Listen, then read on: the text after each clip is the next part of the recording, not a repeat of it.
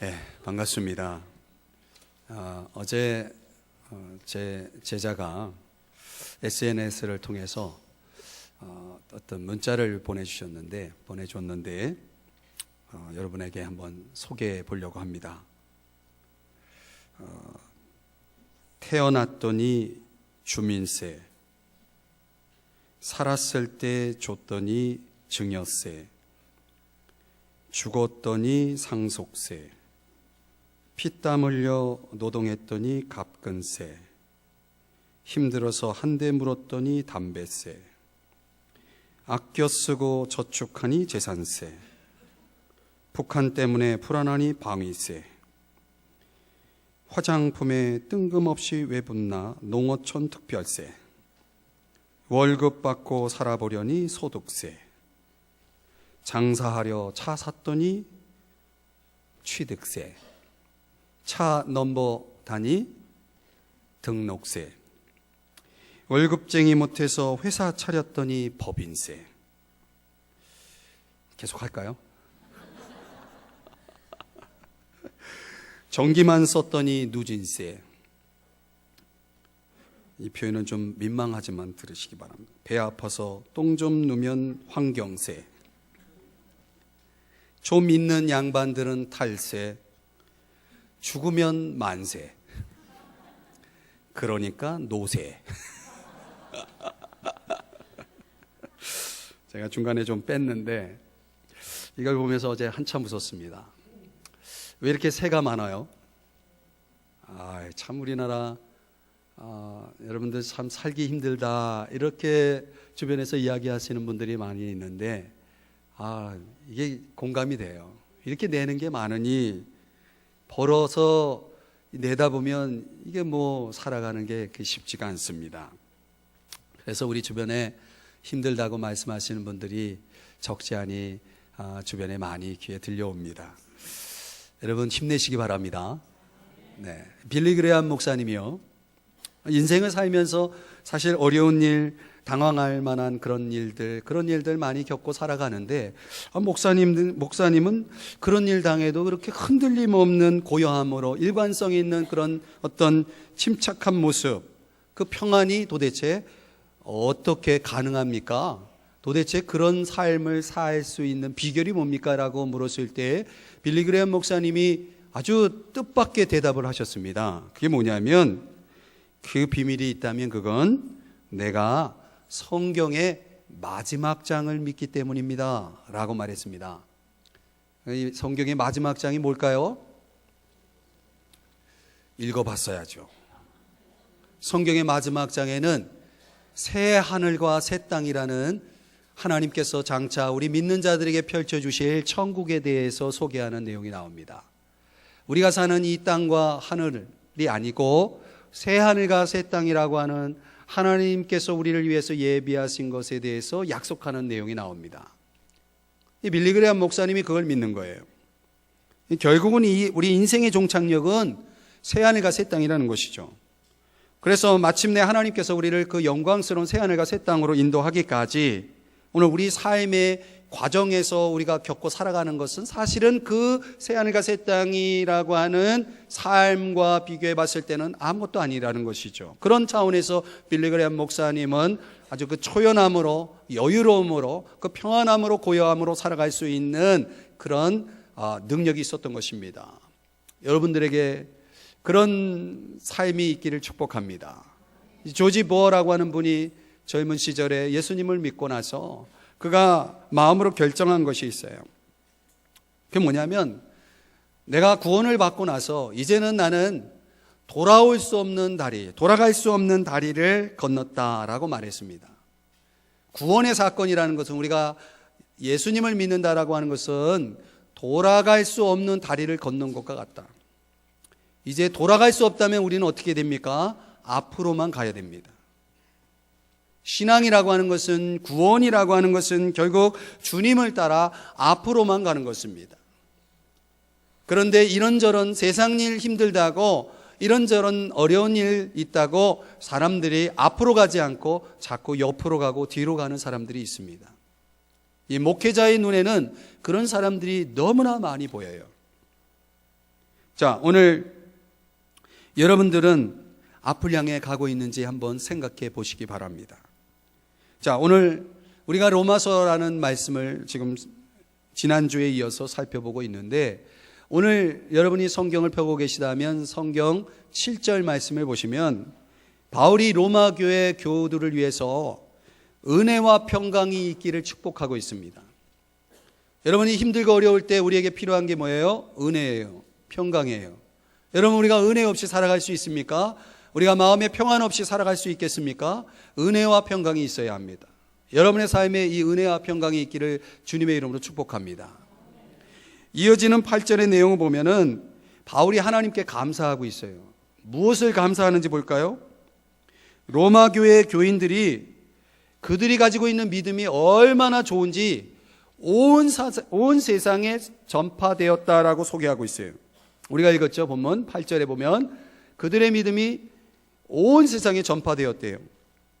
아니, 도대체 어떤 믿음이길래 그렇게 믿음이 온 세상, 여기서 말하는 온 세상은 로마를 얘기합니다. 로마에 전파되었다. 참된 믿음이라는 게 뭐예요? 믿음이라는 건 가만히 있질 않아요. 왜? 생명이 있기 때문에. 생명이 있는 것은 자라가게 돼 있습니다. 생명이 있는 것은 퍼져가게 돼 있어요. 누룩처럼 말이죠. 그래서 참된 믿음을 가진 사람들은 그런 믿음이 나타나고 보여지게 되어 있다는 것이죠. 로마 교회 그 교인들의 믿음이라는 것은 그냥 은밀한 믿음이 아니고 혼자만 갖추고 있는 믿음이 아니라 다른 사람들에게, 세상 사람들에게 알려지고 전파되는 믿음이었다는 거예요.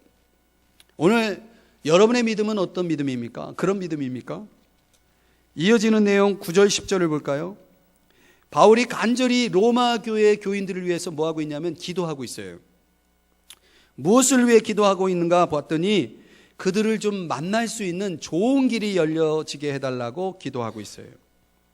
잘 들어보세요. 사람이 살면서 마음대로 되지 않는 것들이 있대요. 그렇죠. 생각대로 마음대로 되지 않는 일들이 많죠. 그 가운데 하나가 뭐냐면 사람과 사람이 만나는 일이에요. 그 사람과 사람이 만나는 것이 그게 얼마나 중요한 건지 우리 인생을 살아가면서 우리가 많이 겪습니다. 만나지 말아야 될 만남도 있고 만나고 싶지만 만날 수 없는 만남도 있습니다. 그 만남이 그렇게 마음대로 되어지는 것이 아니라는 것을 우리는 인생을 살면서 경험하게 되죠. 저는 그래서 이것이야말로 하나님 뜻 안에 있다라고 생각합니다. 저는 오늘 이렇게 여러분들이 나와서 이렇게 예배를 드리고 여러분의 얼굴을 뵙고 또 나갈 때 여러분들과 인사를 나누지만 저는 이것이 하나님의 뜻 안에 있다라고 생각하는 사람이에요. 그래서 특별히 믿음 안에서 만난다라고 하는 것, 사람과 사람이 믿음 안에서 만난다는 건 더더욱 그렇습니다. 바울이 로마 교회 사람들을 위해서, 로마 교회 성도들을 위해서 무엇을 기도했냐면 만남을 위해서 기도했다는 거예요. 여러분들이 만남을 위해서 기도하고 살아가는지 모르겠어요. 저는 매일 새벽마다 제 하루의 스케줄을 놓고 그날 내가 만나야 될 사람들을 위해서 기도합니다. 하나님, 오늘 제가 아무개를 만나는데 이 만남이 좋은 만남이 되게 해달라고 기도합니다. 그리고 혹 내가 전혀 생각하지 못했던 만남이 있을 수도 있겠죠. 길에서 또는 어떤 마트에서 생각지도 않았던 사람들을 만나게 됩니다. 그런 만남조차도 하나님 축복되게 해달라고 저는 기도합니다. 여러분들 기도하십니까? 사실 하나님이 저와 여러분에게 허락하시는 인생길 가운데 그 만남이 우리 인생을 정말 결정하고 그 만남 때문에 우리가 정말 우리 인생이 풍요롭고 복되는 그런 만남이 저와 여러분의 삶 속에 있기를 주의 이름으로 축복합니다. 그게 기도해야 돼요. 기도해야 돼요. 그러니까 누군가를 만나가지고 정말 나에게 유익하고 내 신앙이 성숙되고 강화되는 그런 만남이 있고, 오히려 만나서 신앙이 다운이 되고 신앙이 후퇴하는 그런 만남도 있어요. 여러분의 믿음, 여러분의 신앙을 세워주지 못하는 그런 만남이 있다면 저는 그런 만남을 여러분들이 좀 신중하게 생각했으면 좋겠어요.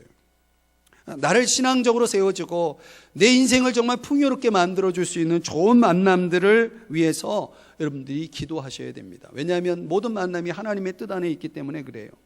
사람이 마음으로 자기의 길을 계획하는 것 같지만 그 걸음을 인도하시는 분은 하나님이시라고 성경이 말씀하고 있거든요. 여러분이 믿을지 않을지 저는 여러분의 선택이겠지만 성경은 분명히 그렇게 말씀하고 있어요. 저는 그 사실을 믿기 때문에 매일 새벽마다 기도합니다. 하나님 앞에 기도할 때마다 놀라운 것은 내가 만나는 사람들을 위해서 기도하고 마음에 품고 기도할 때마다 그 사람의 필요가 보여요. 내가 그 사람을 어떻게 도와야 할지, 그 사람이 뭐가 필요한지가 하나님이 저에게 그런 생각을 주세요. 그러면 그분을 만났을 때 그런 필요를 놓고 기도했기 때문에 그분을 지혜롭게 도울 수 있음을 늘 경험합니다. 여러분이 사업을 통해서 또는 직장에서 만나는 사람들, 그것이 뭐 운명적이고 매일매일 일상 속에서 반복되는 일일지 모르겠지만 여러분도 한번 여러분의 동료들을 위해서 한번 마음에 품고 기도해 보세요. 놀라운 일이 있을 거예요. 바울은요, 오랜 시간에 걸쳐서 정말 로마 교회 교인들을 만나기 위해서 기도했다라고 말하고 있습니다. 정말 그 만남이 너무나 소중하기 때문에, 너무나 귀하기 때문에 그것을 놓고 기도한 거예요. 그런데 오늘 성경에 보니까 그 기도 속에 바울이 그토록 간절히 만나기 원했던 이유 3가지를 소개해 주고 있어요. 저는 바울이 그 3가지 때문에 그렇게 간절한 마음을 가지고 기도했구나라는 생각을 하면서 가만히 묵상하다 보니까 그 3가지는 우리가 인생을 살아가면서 꼭 있어야 될 것이더라고요. 반드시 있어야 될 것 3가지. 오늘 성경에서 우리는 바울의 편지를 통해서 만날 수 있습니다. 오늘 저와 여러분에게 꼭 있어야 될 3가지. 첫 번째는 뭘까요? 한번 따라 하실까요? 경고함이 있어야 된다는 거예요. 여러분 11절 말씀, 오늘 성경 1장을 펴고 계시면 11절 말씀을 보시면 바울이 내가 너희 보기를 간절히 원하는 것은 하면서 그 이유를 밝히기를 끝부분에 보면은 너희를 경고하게 하려 함이니. 자, 바울이 왜 만나려고 해요? 로마 교인들을 경고하게 하기 위해서.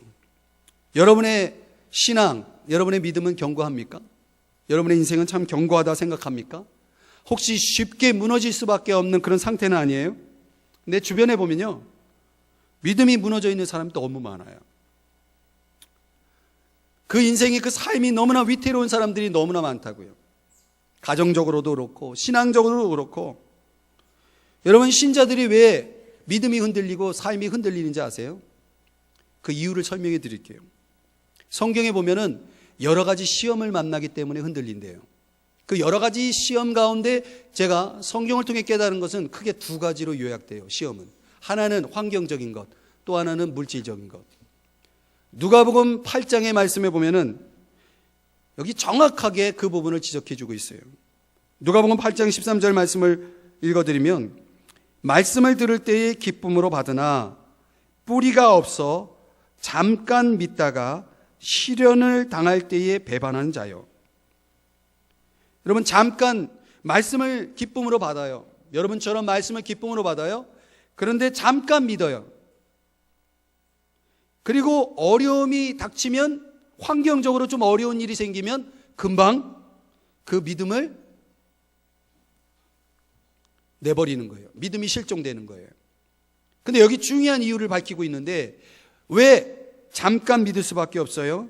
어려움을 당하면 왜 믿음이 실종돼요? 이유가 뭐예요? 성경을 보면 뿌리가 없어서. 뭐가 없어요? 여러분 죄송합니다. 여러분 나와가지고 이렇게 하나님 앞에 예배드리고 있지만 제가 볼 때에는 뿌리가 없는 사람이 있어요. 뿌리라고 하는 것은 이건 하나님과의 관계를 얘기합니다. 저희 교회 새가족반이 있는데 새가족반에 오시는 분에게는 제가 신앙의 집을 그려가면서 설명하는 내용이 있습니다. 뿌리가 없는 사람은요, 거기서 어떤 생명을, 어떤 열매를 기대할 수 있겠습니까? 뿌리가 없다는 것은 죽어 있다는 얘기입니다. 하나님과의 관계는 뿌리입니다. 뿌리가 없으면 믿는 것 같지만 사실상 그 믿음은 오래가지 않아요. 아니, 그 믿음은 진정한 믿음이라 할 수도 없습니다. 어려움을 겪으면 믿음이, 저분 분명히 믿음이 있는 분이었는데, 그런데 믿음이 없이 살아가는 사람들을 제가 종종 만나요. 그런 사람들은 뭐가 없기 때문에, 뿌리가 없기 때문에 그런 상황, 그런 상황이 벌어지고 있는 거예요. 이어지는 누가복음 8장 14절에 보면 또 하나 결정적으로 사람들의 신앙이 흔들리는 이유를 또 밝혀주고 있어요. 제가 읽어드리면 이런 내용입니다. 지내는 중에 이생의 염려와 재물과 향락의 기운이 막혀 온전히 결실하지 못하는 자요. 자, 이 성경의 내용을 보세요. 씨앗이 땅에 심어졌는데 그것이 이제 새싹이 나고 자라가야 되는데 위에서 누르는 것이 있어요. 이게 무슨 뜻이냐면 기운이 막혔다는 얘기입니다. 위에서 누르는 게 있어요. 여러분, 하나님의 말씀을 듣고 신앙생활 하는데 믿음이 자라지 않는 사람들 가운데 이런 증상을 보이는 사람들이 있어요. 기운이 막혀 있어요. 그 기운이 막혀 있다. 무엇 때문에 막혀 있는지 한번 보세요. 세 가지예요. 첫째, 염려. 두 번째, 재물. 세 번째, 향락이에요. 그런데 이 세 가지 중에 가운데 있는 게 뭐예요? 중심에 있는 게 뭐냐면 재물이에요. 아, 그렇구나. 이 재물이라는 것을 통해서 두 종류의 사람이 나타나요. 하나는 재물이 너무 없어서 매일매일 염려하면서 살아가는 사람들. 물질적인 어려움 때문에 매일매일 염려하느라고 여러분, 사람이 염려하면 아무것도 할 수 없어요. 우리 주변에 물질적으로 어려움 당하는 사람들이 그 물질적인 어려움 때문에 신앙도 생활도 정상적으로 이루지 못하는 사람들이 있습니다. 반대로 물질의 여유가 있어요. 이 물질의 여유가 있으니까 사람들이 뭐 하면서 시간을 보내요? 향락에 빠져요. 놀러 다니느라고. 물질이 없어서도 문제이지만 물질이 너무 여유롭다 보니까 사람들이 그 물질을 사용하기 위해서 신앙을 버려요. 환경적으로 믿음이 흔들리는 사람은 이 두 가지 경우예요. 이 물질이 그 중심에 자리 잡고 있는 거예요. 여러분, 물질적으로 어려우십니까? 그래서 염려가 되십니까? 성경이 뭐라고 말씀하냐면 아무것도 염려하지 말고 오직 다만 모든 일에 기도와 간구로 너희 구할 것을 감사함으로 하나님께 아뢰래요. 여러분, 성경은 염려하지 말라고 분명히 말씀하고 있어요. 사람들이 염려해요. 아주 염려를 사서 해요. 그래서 그 염려 때문에 사람들이 아무것도 하지 못해요. 믿음이고 뭐고 없어요. 여러분, 그게 바로 시험이에요. 그런 것 때문에 믿음이 흔들린 사람, 믿음이 무너져 있는 사람들이 많습니다. 반대로 너무 물질의 여유가 있다 보니까 그 물질을 써야 되잖아요. 어디다 가서 써요? 노는 데 쓰는 거예요. 주일도 없어요. 예배도 없어요. 물론 사람들에게 그런 여유로움, 그런 레저 같은 그런 생활이 필요할 수도 있습니다. 그런데요, 그것에 너무 빠져버리면 그것도 문제인 거예요. 디모데전서 6장 10절에 탐내는 자들은 미혹을 받아 믿음에서 떠나 많은 근심으로서 자기를 찔렀도다, 이런 말씀이 나옵니다. 분명히 기억하세요. 여러분, 물질적인 것 때문에 유혹을 받아서 미혹을 받아서 믿음에서 떠나는 사람이 있을 것에 대해서 성경이 분명히 경고하고 있어요. 오늘날 이 물질적인 문제 때문에 없어서 또는 있어서 이 물질적인 문제 때문에 믿음에서 떠나 있는 사람들을 전 많이 보고 있어요. 바울은요, 로마 교회 신자들의 신앙을 견고하게 하기 위해서 그가 가지고 있는 신령한 은사, 오늘 성경에 보면 신령한 은사는 이거 하나님의 선물을 얘기해요. 이건 곧 복음의 말씀, 하나님의 말씀을 가리킵니다. 이 하나님의 말씀을 가지고 그들에게 가서 그들을 뭐 하게 하려고요? 견고하게 하려고 했다는 거예요. 이것은 뭐냐면 그들이 비록 믿음의 소문이 온 세상에 전파될 만큼 그렇게 믿음이 좋았지만 바울은 그럼에도 불구하고 로마 교회 안에는 여전히 믿음이 흔들리는, 신앙이 흔들리는 사람이 있었다는 거예요. 물질 때문에, 환경 때문에 믿음이 무너져 있고 흔들리고 있는 사람들이 분명히 있었다는 거예요. 아니, 그들이 믿음이 좋았을지라도 예방적으로 그들은 더 견고해질 필요가 있었기 때문에 바울은 그들을 만나서 그들의 신앙을 견고하게 하기를 원했던 거예요. 여러분이 믿음이 있어서 이 자리에 왔죠. 그런데 여러분이 어느 순간에 그 믿음이 실종될 수 있어요. 여러분, 나는 자신 있다 생각할지 모르겠지만 천만의 말씀이에요. 여러분, 믿음이 좋다는 사람들이 무너진 사람들 저는 많이 봤습니다. 여러분들은 안 보일지 모르지만 목회자의 눈에는 다 보입니다. 사실은 오늘 성경을 보면 참 놀랄 일이 하나 있어요. 15절 말씀 한번 보실래요? 여러분 성경 펴고 계시면 15절 보세요. 거기 보면 바울이 복음을 전한다고 하면서 누구에게 복음을 전하기를 원하냐면 너희에게도 복음 전하기를 원한다 이렇게 말하고 있습니다. 너희는 누구냐면 로마 교인들을 얘기합니다. 아니 믿음이 좋다라고 말하는, 온 세상에 전파될 만큼 믿음이 좋은 너희에게 왜 복음을 전해? 우리가 알기로는 이 복음은 예수님 믿지 않는 사람들에게 전하는 게 복음이잖아요. 그런데 예수님 믿는 로마 교인들에게 복음을 전하겠다라고 말하는 거예요. 이 말은 무슨 얘기예요? 이건 목회적인 의도가 있는 거예요. 이것은 곧 로마 교회 안에, 공동체 안에 복음을 들어야 될 사람이 있었다는 거예요. 여러분, 교회 안에도 믿음이 식어져 있고, 아니 정확하게 말하면 믿음이 없는 사람이 있다는 겁니다. 교회 안에도. 얼마나 참 불행한 일이에요. 아니 교회 안에서 믿음이 없는 사람이 있을 수 있겠어요? 믿음이 없는 사람이 예배를 드릴 수 있겠어요? 믿음이 없는 사람이 주일날 교회에 걸어 나올 수 있겠어요? 상상하기 어려운데 그럴 수 있다는 거예요. 오래된 교회일수록, 또 신앙생활 오래 한 사람일수록, 잘 들으세요, 믿음이 약화될 수 있는 거예요. 그런 사람들은 의외로 영적으로 답답한 사람들이 많아요. 신앙생활 오래 했고 나름대로 직분도 있고, 그렇지만 영적으로 보면 너무 답답한 사람들이 많아요. 제가 목회적인 안목에서 말씀드리는 겁니다. 십자가 앞에서 깨어져야 할 사람들이 많다는 거예요. 영적으로 교만한 사람들이 너무 많다는 거예요. 그 교만이 녹아져야 될 사람들이 있다는 거예요. 아니 거듭나지 못한 사람도 있다는 거예요. 은혜로 거듭나야 되는, 말씀으로 거듭나야 될 사람도 있다는 거예요. 십자가의 복음을 전할 때 눈을 감고 조는 사람들이 얼마나 많은지 몰라요. 이거는요, 바울이 말하는 정말 그들에게 신령한 은사, 하나님의 말씀, 복음의 말씀을 통해서 그들을 견고하게 해야 하겠다라고 생각하게 만든 그 동기였다는 거예요. 그런 사람들이 있기 때문에, 그들에게 복음이 다시 들려져야 할 필요가 있기 때문에 바울은 그들을 만나서 그들에게 그것을 가지고 그들을 견고하게 하기를 원했다는 것입니다. 어떤 사람들은 말씀은 다 한다는 식으로, 그런 태도로 받아들이는 사람들도 있습니다. 이런 사람들 다 깨져야 돼요. 바울이 생각할 때 복음을 다시 들어야 될 사람이 너무나 많았던 거예요. 여러분 물어볼게요. 여러분 저 십자가를 볼 때, 저 십자가를 바라볼 때 여러분 마음속에 감격이 있습니까? 정말 기쁨이 있어요? 솔직하게. 정말 여러분 마음속에 저 십자가를 바라보면서 여러분 마음에 큰 감동이 있습니까? 만약 그런 것을 잃어버렸다면 여러분들에게 복음이 다시 들려져야 합니다.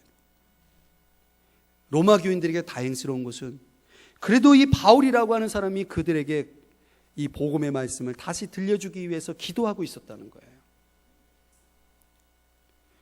저도 개인적으로, 목회적으로 보면 우리 교회 안에 복음을 다시 들어야 될 사람들이 많다고 봅니다. 그런데 그분들을 만날 수가 없어요. 너무 바빠서. 그래서 저는 매일 기도합니다. 하나님, 바쁘지 않게 해주세요. 그렇다고 여러분들 사업이 안 되고 직장에서 이렇게 또 퇴직하고 이런 의미가 아닙니다. 쓸데없이 바쁘지 않게 하기 위해서. 필요하다면 여러분들이 다시 견고해질 수 있도록 기회를 달라고. 여러분, 과연 예수를 믿는다고 말하지만 과연 내 안에 정말 구원의 감격과 기쁨이 살아있는지를 보셔야 됩니다. 여러분, 히브리서 3장 1절에 예수를 깊이 생각하라고 말씀하고 있어요. 여러분 생활 속에 여러분 예수님 생각해 본 적이 있어요? 생활하시다가 히브리서 4장에서는 우리의 믿는 도리인 예수를 굳게 잡을지어다라고 말하고 있습니다. 여러분 정말 굳게 잡고 있나요? 자나깨나 예수님을 생각하고 예수님의 십자가를 생각하고 예수님이 얼마나 나를 사랑하시는지, 얼마나 나를 사랑하시면 그 십자가에서 자기 몸을 버리셨는지 그것을 생각하면서 여러분 감격해 보신 적 있나요? 생활 속에서. 여러분 바쁠 때라도, 세상 살맛 안 날 때라도 너무나 고통스러운 밤을 보내서 더 이상 살고 싶지 않을지라도 여러분 저 십자가의 복음을 생각하면은 다시 벌떡 일어날 수 있는 것입니다. 여러분이 구원의 감격과 기쁨이 저와 여러분을 얼마나 살맛나게 하는지 여러분이 깨달아야 합니다. 이 복음의 능력이 우리에게 필요한 것입니다. 그래서 저와 여러분에게 다시 복음이 들려져야 하는 것입니다. 예수를 깊이 생각하라. 예수를 깊이 생각하라. 여러분, 예수는 값싼 복음이 아닌 것입니다. 예수는 깊이 생각해야 합니다. 가볍게 생각하면 안 됩니다. 그분이 있음으로 인해서 내 인생이 어떻게 달라질 수 있는지를 깊이 생각해야 합니다. 제사함의 감격과 기쁨이 살아나야 합니다. 하나님의 자녀됨의 놀라운 특권이 무엇인지를 깨달아야 합니다. 천국의 소망이 과연 무엇인지를 우리 안에서 깊이 깨달아야 합니다. 예수님보다 더 귀한 것이 없다는 것을 깨달아야 합니다. 이 모든 것은 복음을 다시 들을 때만이 가능합니다. 우리 교회는 참 단순한 교회입니다. 행사가 별로 없어요. 그저 성경 가르치는 목사, 이 목회자가 성경 가르치는 것밖에는 할 줄 아는 게 없어요.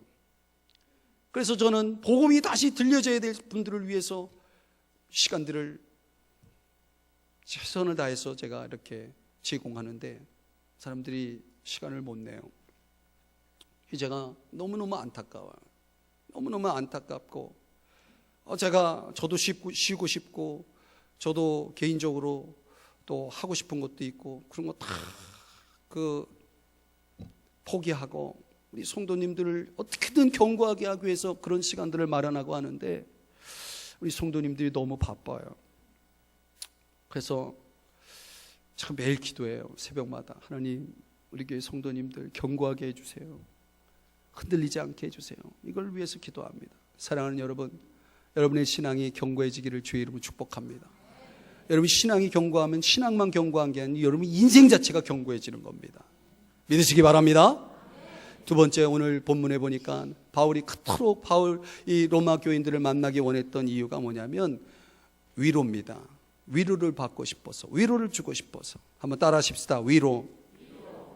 여러분 살아가면서 필요한 것 가운데요, 저도 인생을 많이 오래 살지는 않았죠. 이제 5학년인데 제가 살아가면서 필요한 것 가운데 꼭 있어야 할 것이라고 생각하는 게 있어요. 그게 바로 뭐냐면 위로입니다. 목회하면서 어려운 때가 많았습니다. 내 잘못 때문에 어려운 적도 있었고 내 잘못과 상관없이 어려운 적도 있었습니다. 그럴 때마다 제 개인적으로는 목회 위기가 있었어요. 참 이거 목회 때려치고 택시기사 할까?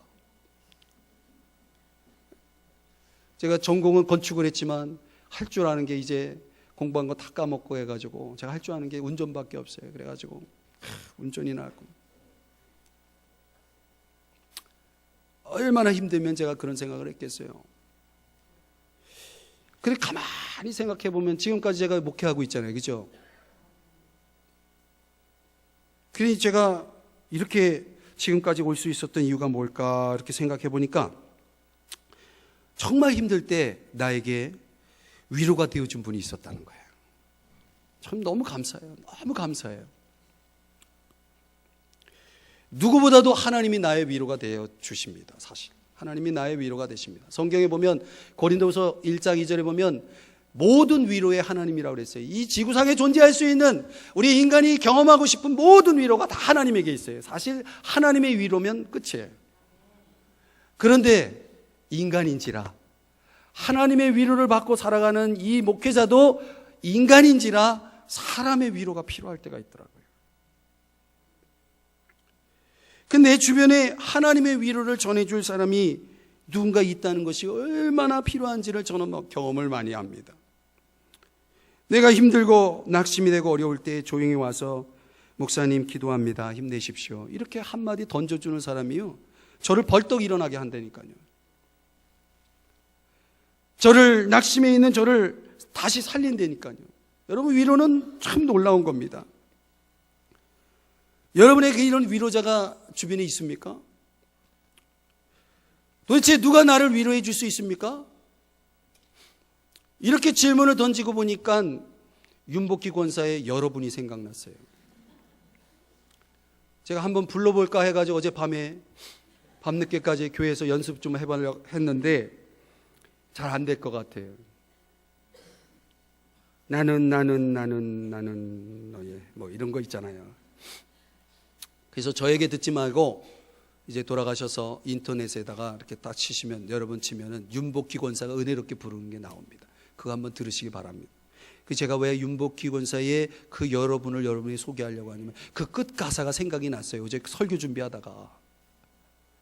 그것만 읽어드릴게요. 부르진 않을 겁니다. 시험 들지 마세요. 시험 들고 다 돌아가실까 봐. 거기 이런 가사 내용이 나옵니다. 만약 내가 외로울 때면 누가 나를 위로해 주지? 그리고 포즈가 딱 있죠. 그 다음에 손을 딱 내밀어, 손을 내밀어 보세요. 여러분. 다 이렇게 끝나잖아요. 아세요? 잘 몰라요? 여러분 너무 경건해가지고 이런 노래는 몰라요. 그죠? 어제 이게 위로가 되는 거예요, 이 노래가. 내가 외로울 때면 누가 나를 위로해 주지? 근데 딱 여러분이 떠올라요. 여러분. 참 감사한 일이죠. 고린도전서 12장에 보면요, 참 교회의 모습을 묘사하고 있는 내용이 나오는데 거기 이런 내용이 나와요.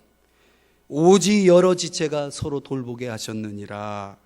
만일 한 지체가 고통을 받으면 모든 지체가 함께 고통을 받고, 한 지체가 고통받는데 모든 지체가 함께 고통받는데요.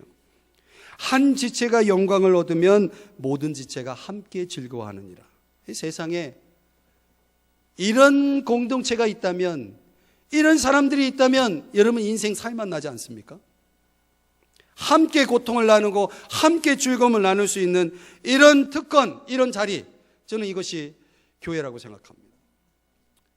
만약 교회가 그런 교회가 되지 않는다면 그 교회는 건강한 교회가 아니에요. 온전한 교회, 완벽한 교회, 이 지구상에 존재하지 않습니다. 그러나 우리는 이런 교제를 향해서 가야 됩니다. 믿음의 교제가 우리에게 주는 이 축복이 그런 것입니다. 사랑을, 위로를, 격려를 누가 주지? 라고 할 때, 나에게 여러분이 있구나, 나에게 성도들이 있구나, 나에게 우리 교회가 있구나 라고 하는 이런 깨달음을 가지고 살아가는 사람들, 이런 사람들은 참으로 복된 것입니다. 오늘 사랑하는 여러분, 우리 교회 안에 이런 따뜻한 위로를 나눌 수 있는 교제가 있기를 주님의 이름으로 축복합니다. 여러분들에게 이런 교제가 있기를 바랍니다. 마지막으로 세 번째는 열매입니다. 한번 따라하십시다. 열매.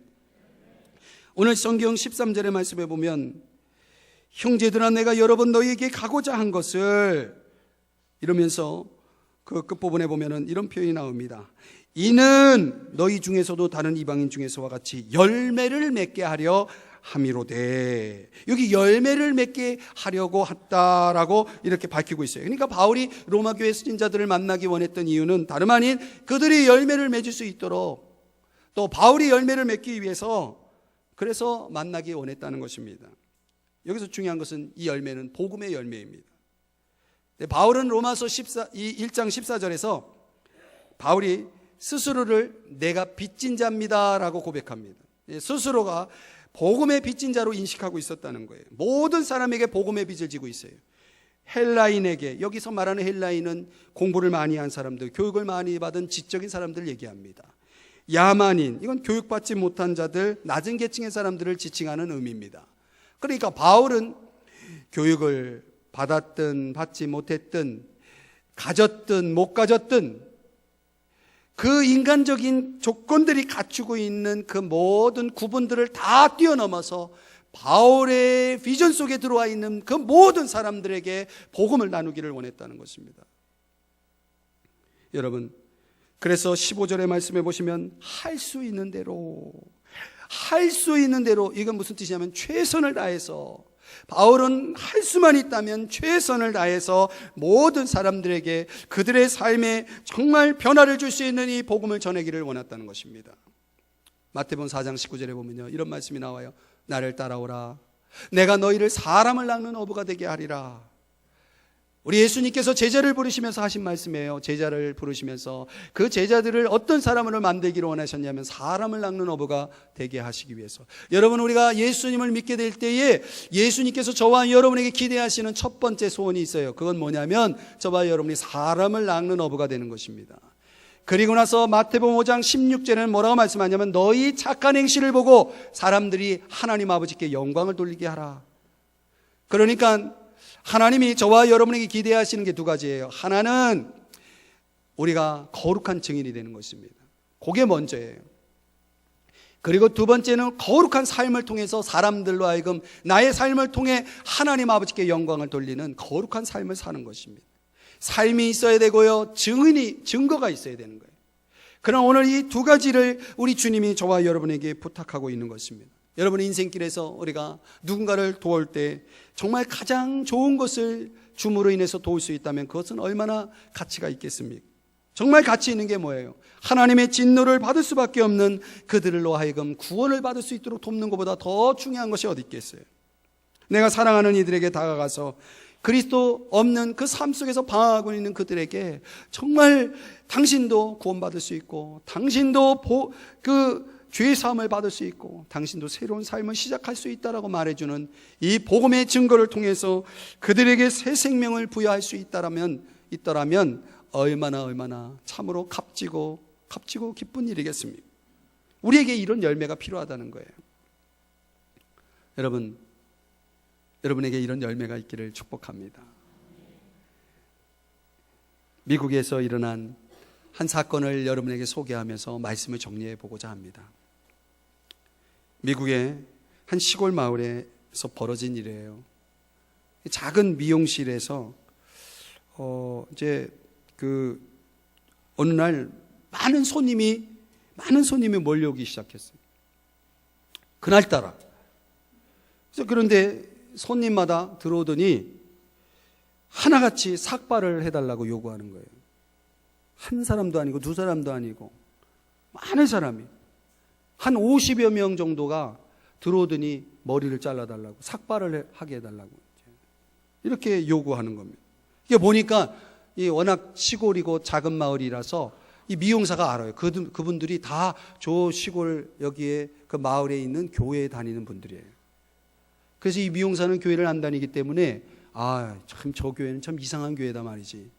아니 다 머리를 잘라? 아니 이거 뭐 완전히 광신도구만. 그러고서 그런 생각을 갖고 있는데 이 미용사에게 이제 왜 저들이 저렇게 머리를 삭발하는지에 대해서 그 사연을 듣게 됐어요. 그 사연은 이런 내용이에요. 그 교회에 한 중학생 소녀가 있는데 그 성도의 가정 중에 그 소녀가 말이죠, 암에 걸렸어요. 그러다 항암 치료를 받으면서 머리가 빠져나가기 시작하는 거예요. 머리가 하나도 없어요. 그 중학생 소녀가 머리가 하나도 없는 자신의 모습을 거울로 보면서 얼마나 자괴감이 있었겠어요. 부모가 아무리 설득을 해도 나 이 모습으로 교회 갈 수 없다. 그리고 한사코 교회 가기를 거부하는 거예요. 나 이 모습 보이기 싫다 말이죠. 그런데 어느 날 목사님이 교인들과 함께 신방을 갔어요. 그리고 신방 중에 그 딸이, 그 소녀가 무엇 때문에 교회를 나오지 않고 있는지의 사연을 듣게 됐어요. 그리고 신방을 마치고 돌아간 목사님과 몇몇 교인들이 이제 교회에다가 선언을 한 거예요. 자, 우리 다 삭발합시다. 다 삭발합시다. 그리고 그 이유에 대해서 설명을 했습니다. 거기에 성도들이 동참을 한 거예요. 이제 부모님이 설득을 했어요. 딸에게, 야, 이번 주에는 꼭 가서 예배 드리자. 겨우겨우 설득해서 딸이 이제 모자를 푹 뒤집어 쓰고 교회에 갔어요. 그리고 교회 문을 열고 들어서는 순간 보니까 다 머리가 없는 거예요. 삭발을 하고 있는 거예요. 얼마나 놀랬겠어요? 이 소녀가 너무너무 놀래가지고, 그러면서도 가슴이 뭉클해지는 거예요. 어떤 감동이 있었는지 모르지만 모자를 벗어던지고 앞자리로 가가지고 예배를 드렸다는 거예요. 그런데요, 이런 내용들, 이런 사연에 대해서 이 미용사가 말이죠, 교회도 안 다니는 미용사가 너무너무 마음에 감동이 돼가지고 방송국에다가 연락을 했어요. 우리 시골 마을에 이상한 일이 벌어졌단 말이죠. 빨리 와서 취재를 하라고. 그래가지고 이 중학생, 이 소녀의 좀 특별한 이벤트를 만들어주기 위해서 이제 벌인 일이에요, 미용사가. 그래서 취재를 하는 겁니다, 그 주일에. 그래 이 장면을 취재하던 리포터가 눈물을 글썽이면서 이런 고백을 했다는 겁니다. 저는 그리스도인이 아닙니다. 그러나 언젠간 교회를 나가게 된다면 저는 이런 교회를 나가고 싶습니다. 이렇게 이야기했다는 것입니다. 사랑하는 여러분, 저는 우리 교회가 이런 교회가 되고 싶습니다. 그렇다고 여러분 다 삭발하고 오지 마시기 바랍니다. 오늘 우리가 정말 우리가 몸담고 있는 이 교회에서 우리의 신앙이 견고해지고 또 우리가 위로를 받고 세상이 줄 수 없는 위로를 경험하고 또 우리가 하나님 기뻐하시는 열매를 맺으면서 저 새하늘과 새 땅에 하나님께서 예비하신 그 하늘나라에 입성하기까지 우리가 정말 값지게 가치 있게 이 땅에서 살아갈 수만 있다면 얼마나 좋을까. 이것이 바울의 마음속에 그 간절했던 소원이기에 이것 때문에 기도하고 이것 때문에 그들을 향해서 편지도 쓰고 이것 때문에 그들을 위해서 그들을 향해서 그렇게 가고자 했다라고 하는 것입니다. 빈민사역의 테레사 수녀, 그녀의 기록 중에 이런 글이 있습니다. 가장 큰 질병은 결핵이나 나병이 아닙니다. 아무도 돌아보지 않고 아무도 위로하지 않고 아무도 사랑하지 않고 아무도 필요로 하지 않는 것, 이것이 가장 무서운 질병입니다. 세상에는 빵이 없어 죽어가는 사람도 많습니다. 그러나 작은 사랑이 없어서 죽어가는 사람은 더 많습니다. 이런 말을 했습니다. 사랑하는 여러분, 오늘 바울의 입을 통해서 선포된 이 복음, 그리고 이 바울의 편지 로마서를 통해서 오늘 저와 여러분에게 던져주는 메시지가 무엇입니까? 그 도전이 무엇입니까? 오늘 하나님과의 관계 속에서 과연 내 신앙의 뿌리는 견고한가? 뿌리가 없어서 잠깐 견디다가 넘어지고 흔들리는 그런 신앙은 아닌가? 오늘 그렇다면 사랑하는 여러분, 여러분을 초대합니다. 여러분들을 견고히 세우기 위해서 준비된 이 교육자들이 있습니다. 그리고 여러분들을 위한 시간이 있습니다. 여러분들을 위한 프로그램이 있습니다. 오늘 그렇다면 여러분 복음을 다시 들어야 됩니다. 복음이 들려져서 여러분의 잠자는 영혼을 깨워야 됩니다. 여러분의 죽어있는 영혼을 살려야 됩니다. 여러분의 인생 가운데 정말 하나님이 주시고자 하는 그 부유한 삶을 여러분들이 놓치지 마셔야 됩니다. 신앙이 견고해져야 됩니다. 복음을 다시 들어야 됩니다. 그리고 우리에게는 인생 살아가면서 꼭 위로가 있어야 됩니다. 세상에 줄 수 없는 위로를. 그 소녀가 깨달았던 그 시골 마을의 한 교회에서 벌어졌던 그런 위로가 오늘 우리들에게도 필요한 것입니다. 그렇다면 여러분 공동체 속에 함께 들어오셔야 됩니다. 그리고 나아가 저는 여러분들이 세상 속에서 있어도 그만 없어도 그만 하는 인생이 아니라 정말 세상을 밝히고 세상의 어둠을 밝히고 세상의 부패를 막아내고 그리고 무엇보다도 죽어가는 영혼들을 살리는 복음의 열매가 있는 그런 인생을 살아가기를 주님의 이름으로 부탁을 드립니다. 기도하겠습니다.